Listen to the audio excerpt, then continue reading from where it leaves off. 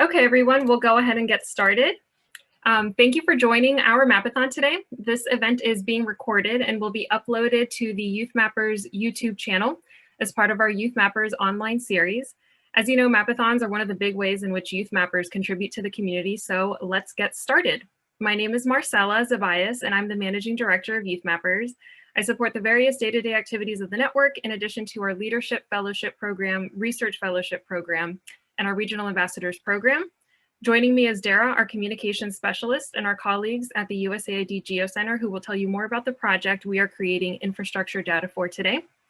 Before we get started, I'd like to know where everyone is joining us from. Please let us know in the chat.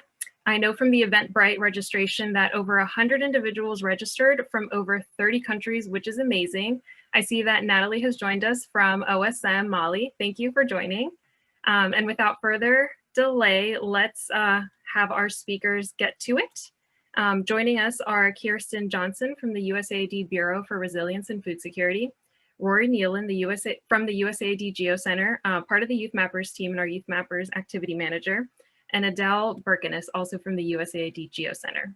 I'll pass it over to Dara to give us an overview of YouthMappers. Thanks again. Thanks, Marcella. Hi, everyone. I am Dara, YouthMappers Communications Specialist. So I'm behind the social media and then the blog postings. So I wanted to give a quick overview of YouthMappers in case we have some folks here that are new to the network or interested in getting started. So YouthMappers was founded in 2015, and the founding organizations are Texas Tech University, George Washington University, West Virginia University, and our funder, USAID, the United States Agency for International Development. Our organizing institution is Arizona State University. And YouthMappers is a global network of university student-led chapters. And basically, to learn more, you can visit our website, youthmappers.org. We'll put that in the chat in a second. But how to, basically to give you an overview of the network, let me switch the screen. So YouthMappers was started as a partnership between universities to support this community, the OpenStreetMap community, and students in developing maps and also building mappers. So our motto is we don't just build maps, we build mappers. So it's also to train students and support students in this capacity building. So once you are a youth mapper, you can in university experience that outside of the classroom mapping and then bring that to professional development. So around the globe, there are 237 chapters in 53 different countries. And to get started with YouthMappers, you can visit Getting Started at youthmappers.org. And there's a short form for you to fill out to start a chapter. And all you need is your university support, a faculty advisor, and then students that are interested in the organization. And there are regional ambassadors around the globe. You have the YouthMappers team with many members here to support you if you have any questions. And you can email us at info@youthmappers.org, or you can respond to my email whenever I email you all this recording link after today if you have any questions whatsoever. So I will pass it over to Adele now, but if there is something that I want you all to remember from today is our motto that we don't just build maps, we build mappers. So yes, today we are here as a Mapathon to support communities and focus on addressing development challenges around the globe, but we also want to build mappers and build the students. So now I'll pass it over to Adele. Thanks.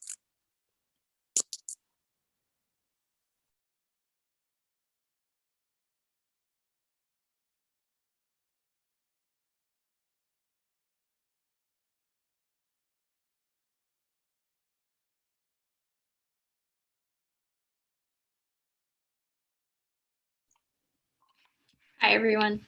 Thank you so much for joining the Mapathon today. I'm going to talk a little bit about USAID, as well as how YouthMappers supports USAID's mission and goals. So USAID, or the U.S. Agency for International Development, is the world's premier development agency, working in a variety of sectors to promote a path of self-reliance and resilience where it works.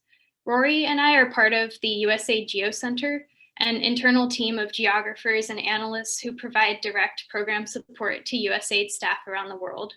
The GeoCenter leads USAID in applying a geographic approach to development, using geographic analysis and mapping to help illuminate where need is the greatest to inform development decisions about where to prioritize placement of international development programs. The YouthMappers Network works with the USAID GeoCenter to support USAID operating units to accomplish their missions by generating crowdsourced base geospatial data in undermapped areas and sectors. Base geospatial data includes roads and buildings digitized from satellite imagery on the OpenStreetMap platform. And typically the global network of chapters assists with this remote mapping through Mapathons such as this one, as well as longer term mapping campaigns. And in some cases, the base geospatial data is then supplemented by additional attribute information, which is collected by local YouthMappers chapters via field mapping. So for example, a remote volunteer might identify a building from satellite imagery, and then a volunteer with YouthMappers on the ground would classify it as a restaurant, a school, a house, and then add that additional data to OpenStreetMap. And this data then allows USAID operating units to make data-driven decisions to support their programming. This in turn improves the likelihood of achieving a project's goals. It can result in cost savings and can provide hyperlocal knowledge and insights. And all of this occurs while engaging a country's youth sector. And with that, I'll now pass the mic over to Kirsten to share background on the USAID Bureau for Resilience and Food Security and on this specific project. Thanks, everyone. Thanks, Adele. Thank you, Marcella, Dara, and Rory. And tremendous thanks to the YouthMappers community and each and every one of you who's joined here today. I have to say, watching your names and where you're from pop up in the chat was it's really an inspiration to see all of you gathered here today from all over the world to give your time and your energy to help support, small farmers in Mali to improve their food security. I also want to mention that I saw Nathalie Sidibe join from Mali and as a YouthMappers lead there, who's helped us out before. It's just such a pleasure to see you. So we can go ahead and move to the next slide. So just to share a little bit of background on Mali, for those who might not be familiar with the region. Historically, Mali was actually a great empire that exceeded the boundaries of its current geography, encompassed a large swath of modern-day West Africa, as you can see, kind of inside that red line there. It was renowned for its wealth, for its libraries. It was known as a center of learning. So it has quite a grand history. Contemporary Mali, however, struggles with a number of challenges, things like climate change, conflict, food insecurity. You can go to the next slide, please. We can see the impact of many of these challenges when we look at something like children's growth patterns. So this slide here, it shows a map of Mali, and it's reflecting a measure of child nutritional status across the country. That measure of child nutritional status, it's called stunting. It shows the percentage of children who've not been able to even grow to a normal height for their age. And this is as a result of, undernutrition and illnesses, repeated illnesses. And it's a general indicator of kind of children's health and well-being. You can see here, the region of Gao is circled. Gao, for example, about 1/3 of children in the Gao region of Mali haven't been able to grow to their expected height. Similarly in Timbuktu, about the same, 30%. Mopti 30%. So these are some of the areas that USAID's Bureau for Resilience and Food Security are very concerned about, and we are working to support smallholder farmers and other people and organizations that are working in agriculture to design and implement programs that will help improve the food security situation in this area. If we could go to the next slide, please. And so, you know, what are the kinds of information that USAID needs to design the right kind of programs and understand the impact of the work that we're currently doing? You know, to make sure that we are having the impact that is desired and planned, and make sure that the types of activities that USAID designs are appropriate for the context. We need to know things like what are the climatic conditions where farmers live? Excuse me. Things like how large are their fields and their plots? If they're, sometimes they can be too small to produce kind of adequate amounts of food, or perhaps not enough diversity on the farm to be as productive as they could be. Again, what types of crops do they grow? What other kinds of constraints do they face? What's the nature of the soil in that area?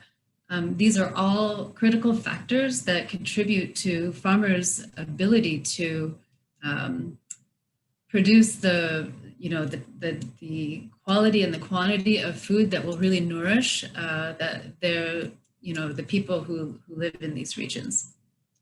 Next slide, please. And just a note on kind of how does your work here today, how does mapping help USAID work with farmers in Mali? You know, in order for USAID's partners in Mali to be able to sit down and discuss with farmers about you know, about their crops and their plots, and really come to a common understanding of their situation. It helps to have really detailed maps that we can sit down together around those maps and kind of discuss, you know, how long does it take you to get to your plot? You know, what is the nature of the soil where you're working? And to facilitate those discussions, really detailed maps are critical. It allows USAID and our partners in country to tailor the programming to really better meet the needs of communities that are vulnerable and landscapes that are vulnerable, and, you know, work to implement activities and programs that will help farmers really get all that they can out of all the hard work that they're putting into the soil and to feed their families. And you know, so I hope that gives you some background on you know, the reason for this activity, you know, what your good work is going to go contribute towards. And again, we thank you for all of your work today. It's critical and yeah, much appreciated. And there, I'll turn it over to Rory. Cool. Thank you so much, guys. That background was amazing. I learned a lot, and I've been working on this project for a couple weeks now. So thanks everyone for that. As Dara mentioned earlier, my name is Rory Nealon, and I work at the USAID GeoCenter, which Adele has described our work. And I focus on YouthMappers, which is a super exciting opportunity for me because it makes my life seem, my work seem a lot more interesting than it really is. And I get to travel the world even during quarantine by mapping really cool places. So now that we've got the background done, I know there's a lot of beginner mappers here. In fact, there's a lot of mappers from all different skill sets. But I'm going to do a quick overview of the project we'll be working on. And we'll start learning some technical things about how to map an ID editor and use the hot tasking manager. And then we will relax and have a good time and spend the rest of the hour mapping. feel free to stay on. We'll be playing some music from Mali. We'll be showing people's edits live on the main screen. And we'll be here to answer questions. And we'll even have a breakout room if you're a beginner mapper and you want some more specific help going forward. Also, my computer is pretty old, so bear with me if there's any technical issues. I have a backup computer standing by just in case, but hopefully this demo won't break it. So here I go, sharing my screen. Let's see if I can do this one. Cool. So this is the Humanitarian OpenStreet Tasking Manager. The Humanitarian OpenStreet Map team is an amazing group that has built a lot of great software to help organizations like USAID coordinate different mapping events around the world. So the Tasking Manager is basically helpful in that it helps us divide up our target area, our area of interest, into squares, which you can see over here. We'll zoom in a second. So we're not mapping on top of each other. So we're not creating duplicate features. And so we're not running into each other and creating a huge mess. It also provides a lot of opportunities for us to provide instructions to you guys and things like that. Speaking of instructions, I know there's someone here on the call that needs to hear this. Please read them. I oftentimes don't. I'm always guilty of just skipping the instructions and seeing that, okay, they want buildings and roads and starting to map. But the local context here is always very important. So please, please, please review the instructions. For this task, we'll be using the Maxstar imagery. I'll show you in just a second on how to select Maxstar imagery. But we'll be using that and basing all of our edits off that and aligning our edits to that. Another note is this area has already been mapped a few years ago, so it's a little bit old and things might have changed, but please do not delete any existing features that are on OpenStreetMap. If there's buildings and roads already there, don't delete them unless you are 100% sure that they do not exist anymore. But to be safe, I would recommend not deleting them. And if they're misaligned a little bit, I would also recommend not fixing it and spending most of your time adding new features, new roads, and new buildings. Okay, so we'll share this link after I'm done, but on the Hot Tasking Manager, this campaign has been created. So you would select it from the link and you'd click Contribute. On the left, you'll see the instructions for the task. We give you detailed background on what imagery to use, how to map buildings, and how to map the roads, which are the features that we're interested in here. We can see that some people have already started mapping this task because we see some areas that have been locked on the right. There's also a legend down here where you see where tasks are available for mapping, which ones are ready for validation, which ones need more work, which ones are finished. So just to give you a sense of the area and what we're mapping and see if we come across anything, let's choose a square to map. So you can select an area and then you click Select Map Selected Task. It's okay if you're a more advanced mapper if you want to use the GeoCenter editor. But if you're a new mapper, let's stick to the ID editor, which is the default editor for OpenStreetMap these days. So you'll see on the right, we have the instructions again, so you don't have to keep switching back and forth between the instructions page and the task you're editing. But once you're familiar with them, you can also hide the instructions by clicking this little switch over here. And if you need to see it again, just click the switch up here. So as I mentioned, this area has already been mapped. So we're just filling in missing items and making sure everything is aligned well. When it comes to editing in OpenStreetMap, it's important to remember that it is as much an art as it is in science. So I'll give you some basic ideas of what to do and some best practices while editing, but each case is unique, and we want to make sure you do a good job. So it's kind of, you have to be an artist as well as a scientist when it comes to this.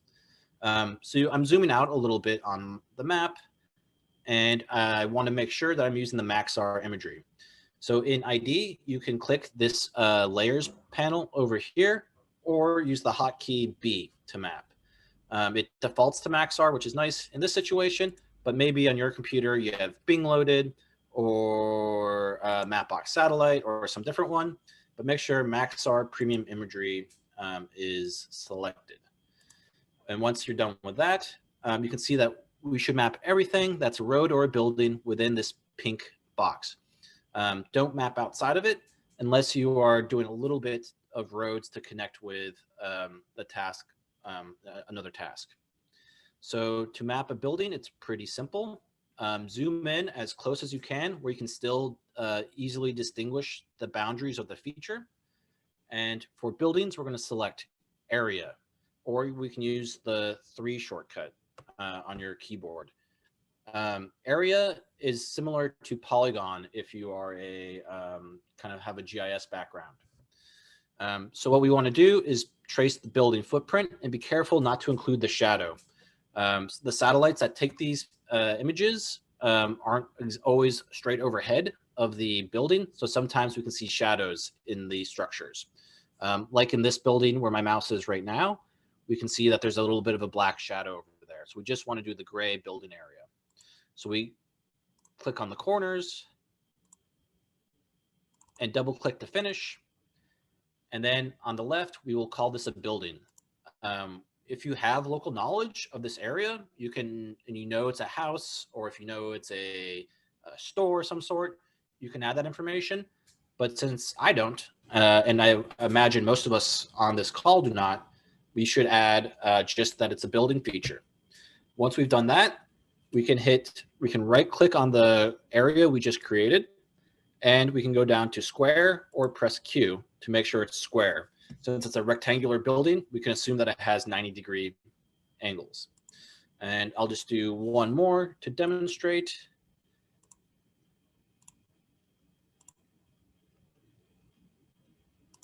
Double click to finish, and I'm going to press Q to, whoop, I'm going to select building, then press Q to square the building. Once you've done, I would say roughly 6 to 10 edits, I would save your feature, your edits, and upload them to OpenStreetMap. So you do that by clicking the save button, and it keeps track of how many edits you've done. And then at the bottom of the change sets, you can see it reminds you what you worked on. We provide some basic hashtags for you guys for tracking purposes. The project names, we know which edits are done in support of this project in the hot tasking manager.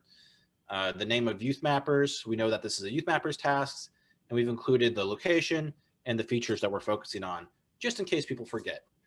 But so I'm going to write a little, but I'm going to add to it because that's not good enough alone to let it just be the hashtags. So we need to include the something more descriptive of what we did.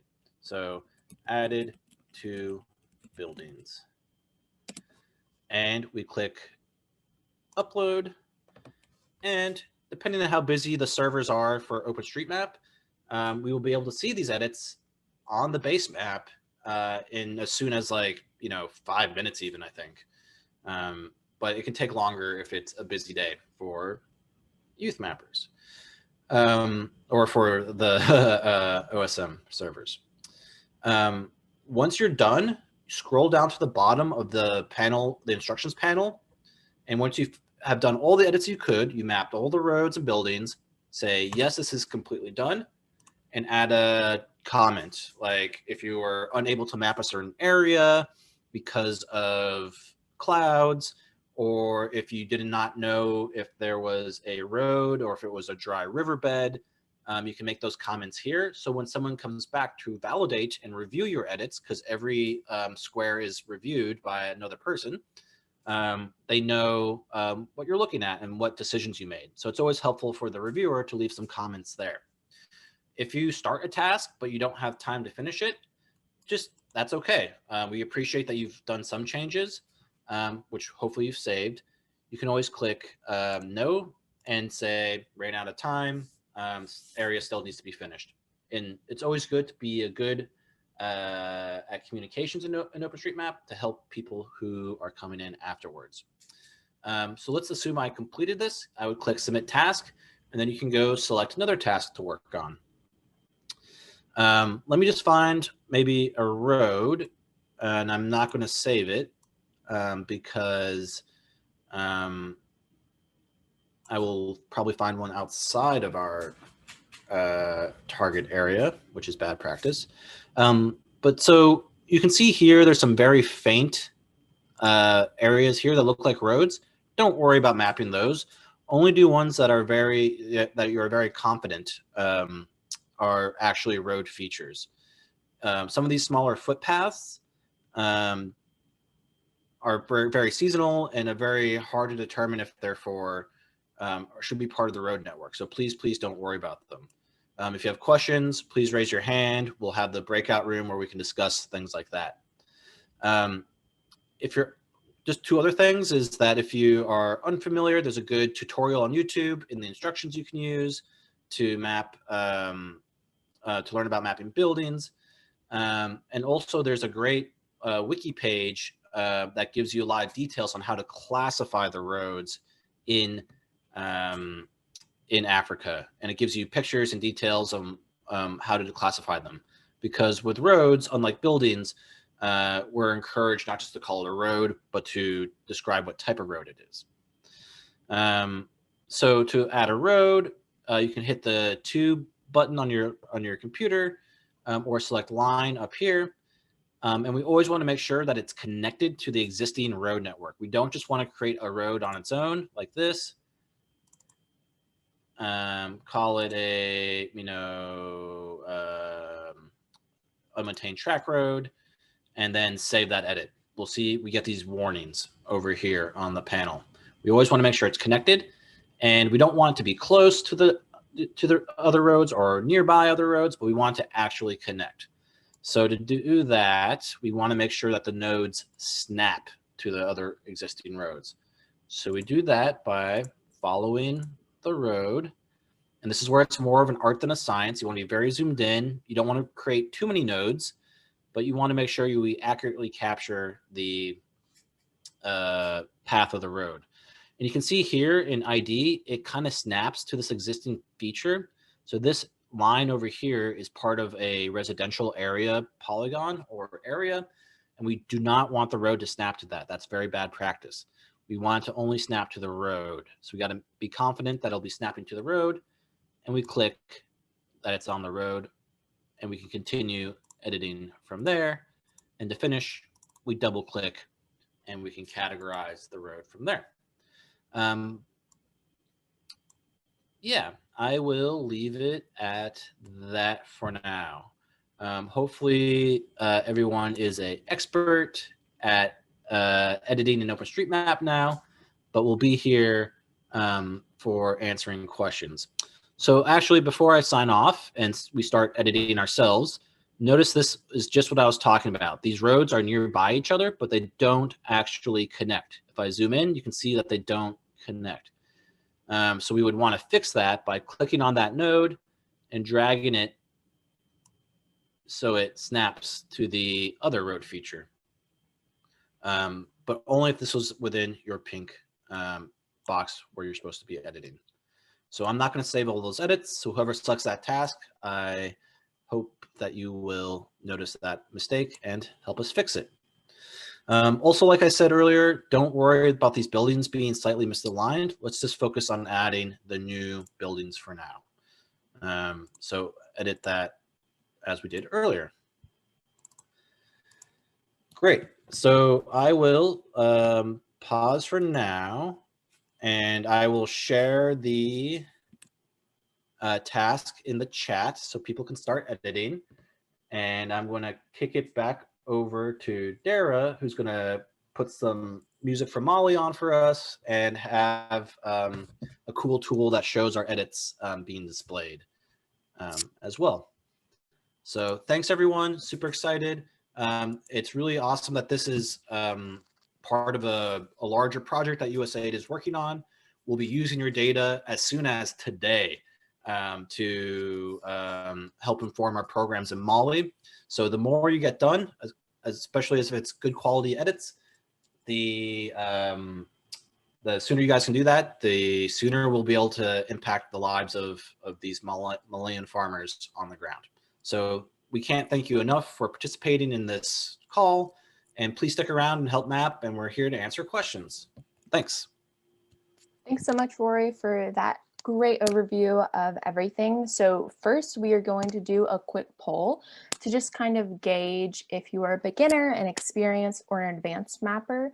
And while we are waiting for responses to come into that, we want to work on the breakout room.